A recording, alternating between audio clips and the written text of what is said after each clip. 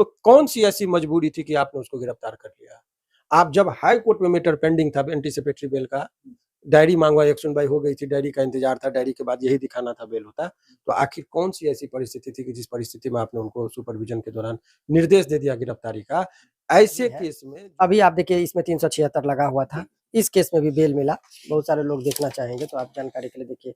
इसमें जो है इसमें भी वही हुआ, डॉक्टर ने कहा कि कोई हमने इनके ऊपर जो है किसी भी तरीके का मार्क्स या कोई भी स्पर्म कुछ नहीं पाया गया, यानी कि मेडिकली भी वो साबित नहीं हो पाया, स्पर्म भी नहीं पाया, कुछ नहीं, इस तरह का कोई दाग धब्बा उनके शरीर पर नहीं। तो 19-20 साल का है, तो वो उस टाइम में बोलती है कि हम 17 साल के हैं, तो डॉक्टर का एज निर्धारण जो किया वो बोल रहा है कि आप 20 साल के हैं, पहली बात।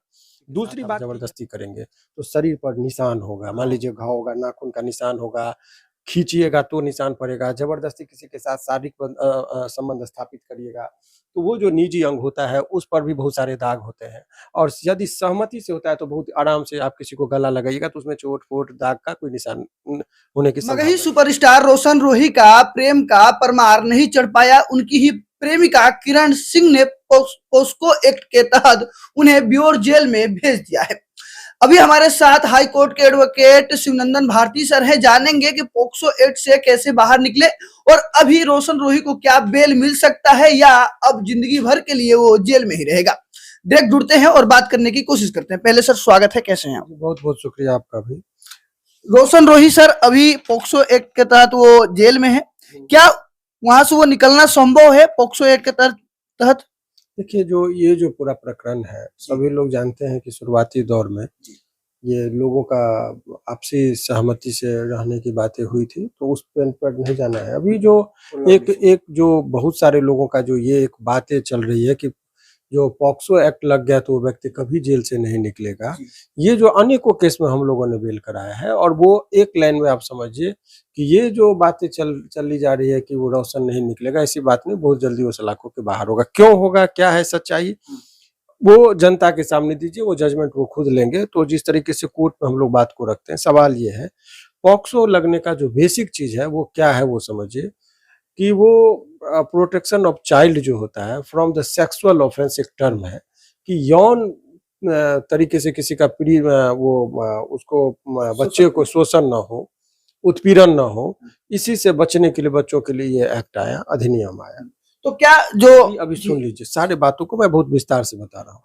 तो अब सवाल ये है कि ये जो है सो बच्चों के साथ बच्चों का मतलब नाबालिग 18 वर्ष से नीचे की लड़की यदि है, उसको यदि आप दुष्कर्म किए तो ये एक्ट आपको छोड़ेगा नहीं, बहुत जघन्य अपराध की श्रेणी में रखा गया, मुश्किल होता है बचना। परंतु पहला जो डिफेंस इसमें ये होता है कि जब कोई व्यक्ति किसी पर कोई अपराध का, खास करके ये पॉक्सो के अंतर्गत लगाएगा, तो पहला इंग्रेडिएंट ये होता है कि जो पीड़िता है उसको ये दिखाना होता है कि आप ये दिखाइए कि आप 18 वर्ष से नीचे का है। यदि बच्चा नहीं है तो ये एक्ट ही नहीं लगेगा, पहला। और ये निर्धारित कैसे होगा, तो ये निर्धारित जब होता है, उसका जो स्कूलिंग सर्टिफिकेट होता है वो प्रथम वरीयता होता है, उसको देखा जाता है। वो नहीं है तो फिर मेडिकल जो डॉक्टर करते हैं उनके मुताबिक, चूंकि अब इतना साइंस डेवलप कर गया है कि किसी का एज का निर्धारण बहुत आसानी से हो जाता है, तो उस तरीके से किया जाता है।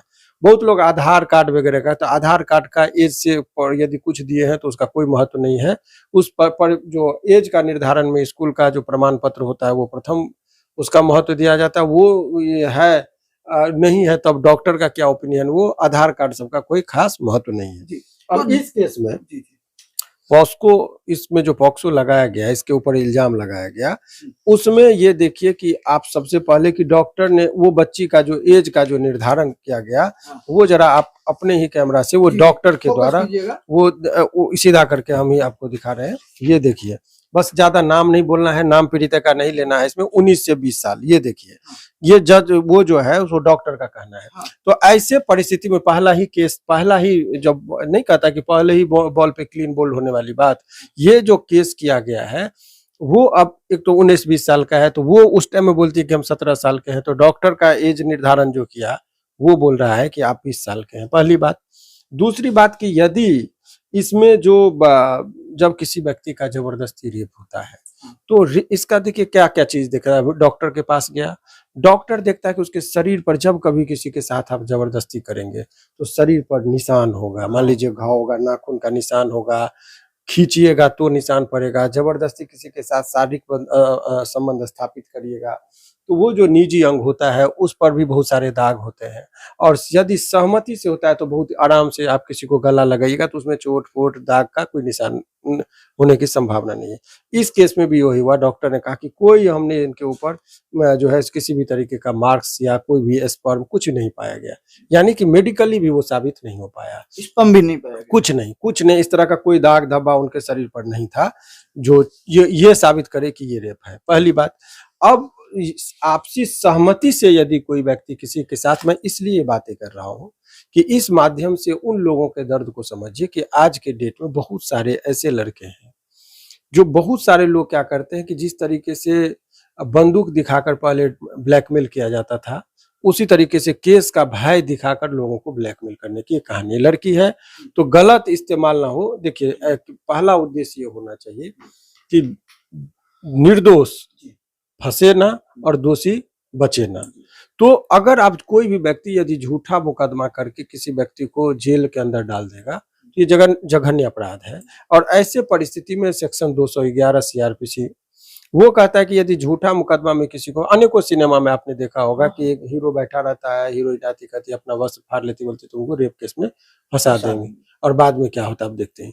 तो ऐसे ही वास्तविक जीवन में भी इस तरह की यदि घटना किसी के साथ होती है तो घबराने की जरूरत नहीं है।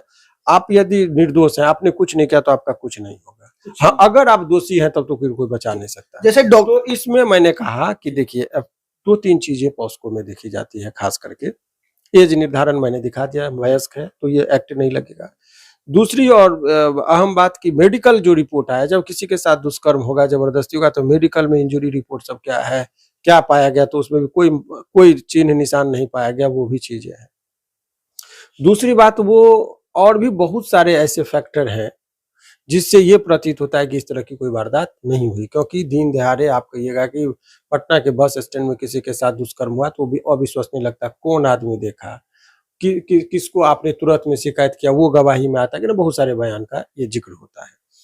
तो ओवरऑल ये जो बेल का जो मैंने बताया कि केस है, वो इस तरीके से ये केस में निश्चित तौर पर बहुत जल्दी ही बेल मिलेगा, क्योंकि जो बेसिक चीज है वही, जैसे दूध में बहुत गुण है, थोड़ा अचार डाल दीजिए फट जाएगा, कोई काम का नहीं। तो पॉस्को में जैसे ही लड़की वयस्क का प्रमाण पत्र हम लोग दिखा देते हैं तो उस केस में बहुत आसानी से बेल मिलता है। और अनेकों केस में हमने बेल लिया भी है इस तरह का, बहुत सारे जजमेंट देखिए आपको दिखा रहे हैं। देखिए, इससे पहले भी मेरा ही है, अभी आप देखिए इसमें 376 लगा हुआ था, इस केस में भी बेल मिला।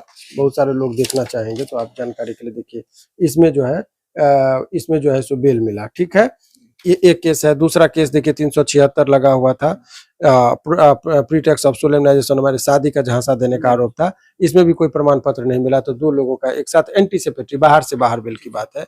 एक केस है जिसमें आप इसमें भी देखिए, हम दिखा रहे 376 जो सबसे बड़ा धारा है, 376 है। और इसमें तो डीएनए टेस्ट भी हुआ था, यानी कि ये स्थापित हो गया था कि शारीरिक संबंध बना था, उसमें भी बेल मिला था।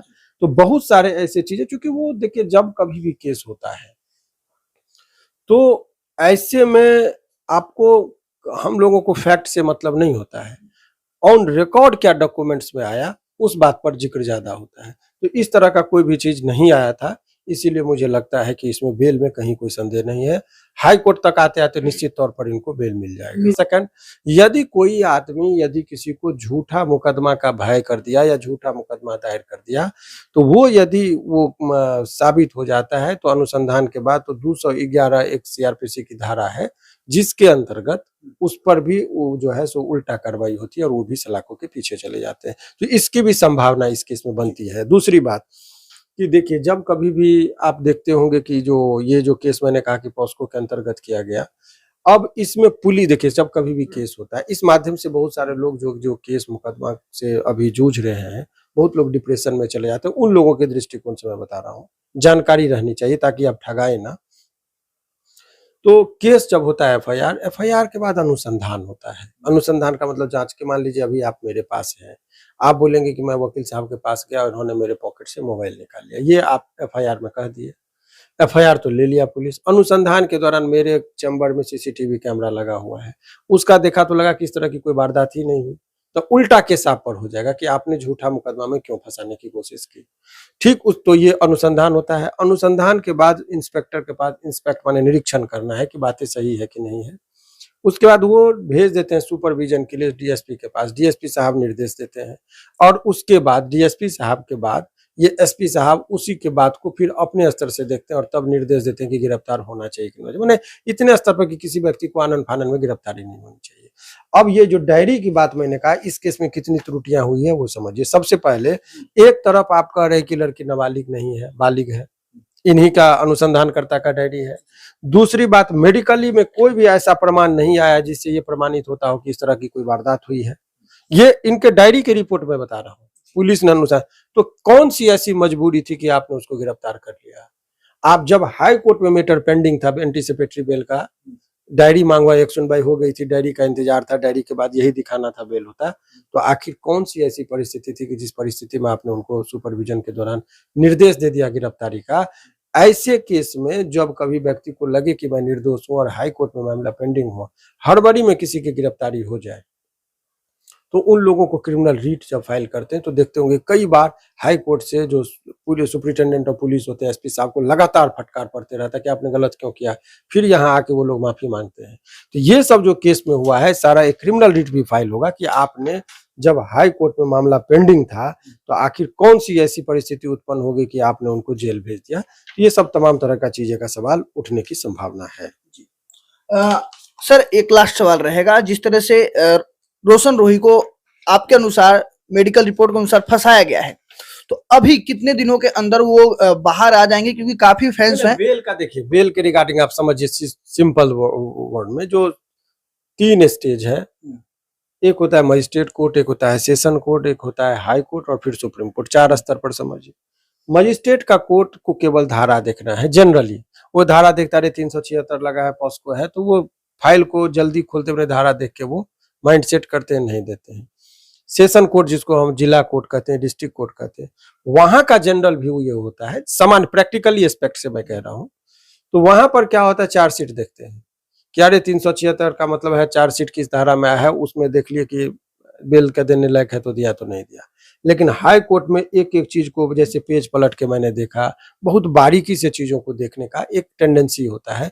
इसीलिए देखते होंगे कि अधिकतर लोगों को हाई कोर्ट आते आते बेल मिल जाता है। तो ये जो सारे संदर्भ मैंने बताया, अनेकों जजमेंट मैंने बताया, दिखाया कि लिया है, तो इसी तरीके से बारीकी से चीजों को हम लोग देखते हैं और कहाँ पर क्या त्रुटि है, कैसे उस व्यक्ति का जो आरोप लगा रहा है, वो जो कोई व्यक्ति 5 साल तक या किसी व्यक्ति के साथ 7 साल तक रेप हो सकता है, कोई ऐसी परिस्थिति उत्पन्न नहीं होगी कहीं पर वो बताएगा।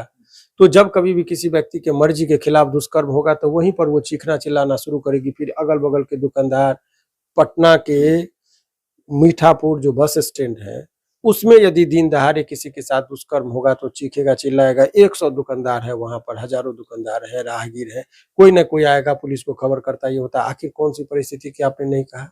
तब तो ये गलत सेक्शन और गलत धाराओं का इस्तेमाल करके किसी व्यक्ति को बदनाम करने की कोशिश की गई है। तो ये जब न्यायालय में आएगा तो इस बात को उठाया जा सकता है। जी देखिए, अभी मेरे साथ शिवनंदन भारती सर है, जिनका साफ तौर पे कहना है कि बहुत जल्द रोशन रोही को अब वो जेल से बाहर आ जाएगा और उसको बेल भी मिल जाएगी। और सबसे बड़ी बात, कहीं ना कहीं रोशन रोही को गलत धाराओं में और गलत तरीके से गिरफ्तारी की गई है और फंसाने की कोशिश की गई है। पर हाई कोर्ट में जब ये जांच बैठेगा, जब सर केस लड़ेंगे, तो उसको बहुत जल्द जेल से बाहर ले आएंगे। वैसे आप रोशन रोही के फैन हैं तो वीडियो को शेयर कीजिए। और आपकी इस वीडियो पर क्या प्रतिक्रिया है? क्या सच में रोशन रोही ने गलत किया है या उसको सच में फंसाने की लगातार कोशिश की जा रही है, कुछ बहकावे या सिखावे के द्वारा? तो लगातार मेरे साथ बने रहिए। मैं हूं आप सभी का भाई तेज और आप सभी देख रहे थे हेडलाइन भारत।